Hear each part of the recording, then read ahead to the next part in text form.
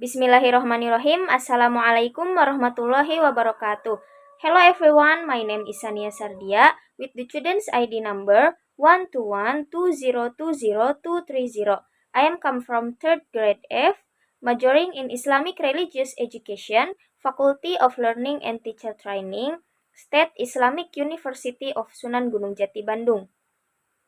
The purpose of making this video is to fulfill one of the mid-semester exam assignment, the English for Islamic Studies Course 2, which is taught by the lecturer Mr. Hafid Ali, SPD M.Hum. In this video, I will discuss or explain about the role of pesantren in Indonesia. Okay, so without lingering and to make time effective, the first I will explain about definition of boarding school or definition of pesantren. The term pesantren comes from the word pesantrian, where the word pesantri means pupil hermitage or pupil of an intelligent person in Javanese. The term cottage comes from the Arabic funduk, which means lodging. Especially for Aceh, pesantren is also known as dayah. Usually the pesantren is led by a kiai. The goal of the santri being separated from their parents and families is that they learn to live independently and at the same time improve their relationship with the kiai and with Allah. Okay, and the next I will explain about history of pesantren in Indonesia. The results of historical searches show that the forerunners of the early establishment of Islamic boarding school were found in areas along the north coast of Java, such as Giri or Gresik, Ampel Denta or Surabaya, Bonang or Tuban, Kudus, Lasem, and Cirebon. These cities were at the time a cosmopolitan city that became a connecting route for world trade as well as a stopover for traders and Islamic missionaries who came from the Arabian Peninsula, such as Persia and Iraq. The existence of pesantren in the early days of its growth is inseparable for the history of the development of Islam in the Middle East. This can be seen from the method, material, or institutional aspect, which were strongly colored by the pattern of Islamic education in the Middle East in the Middle Ages. In the context of the spirit of Islam, pesantren began to form and grow in Indonesia. Okay, and the next material is about the development of Islamic boarding schools in Indonesia. Islamic boarding schools or pesantren in Indonesia are growing very rapidly. Based on reports from the Dutch colonial government, in the 19th century, there were no less than 1,853 students in Java, with a total of 6,500 students. Of this number, there are no pesantren that have developed outside Java, especially Sumatra and Kalimantan, where the atmosphere of religious activities is known to be very strong.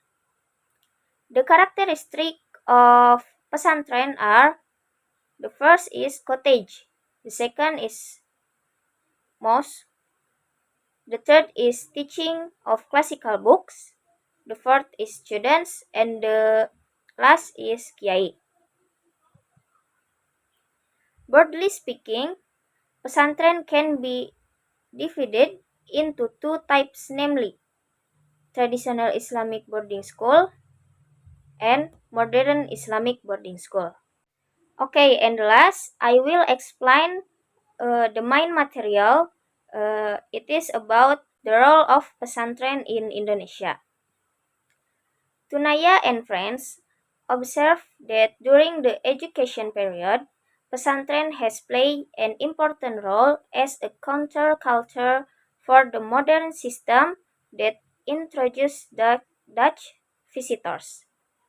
When the modern education system was implemented by the Indonesia people before independence and later became one of the pillars that supported the modernization process, which worked to prepare educated personnel for teachers who became one of the source of reference for Islamic intellectual treasures for education. Since the 1970, Islamic boarding schools have contributed to the nation education, especially in the implementation of formal education by incorporating the national curriculum and pesantren as one of the subsystems of national education. The Ministry of Religions of the Republic of Indonesia presents evidence that in the socio-religious life of the Indonesian people and including political life, Islamic boarding schools have a very important role in developing life in the territory of Indonesia. The forms of these roles include: first, the instrumental role, namely at this level the role of Islamic boarding school as a tool of national education seems very participatory. The second, the role of religion, namely in its implementation. The lodge carries out the process of coaching attitudes and matters relating to religious matters. From the description above, it can be said that the role of Islamic boarding school is only as an educational institution, but also as an educational institution, training, community development, and the basis for resistance to culture, and at the same time becoming a node. Some pesantren in Indonesia have undergone renewal, but there is a characteristic feature of the pesantren tradition in dealing with the previous one.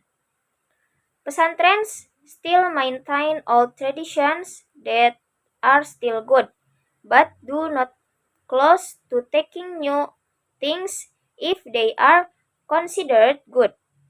Although modernism has swept across the Islamic world, one of which has occurred in Indonesia, there are some pesantren that still maintain the traditional education system, not carried by the current of modernism that was vigorous by the West.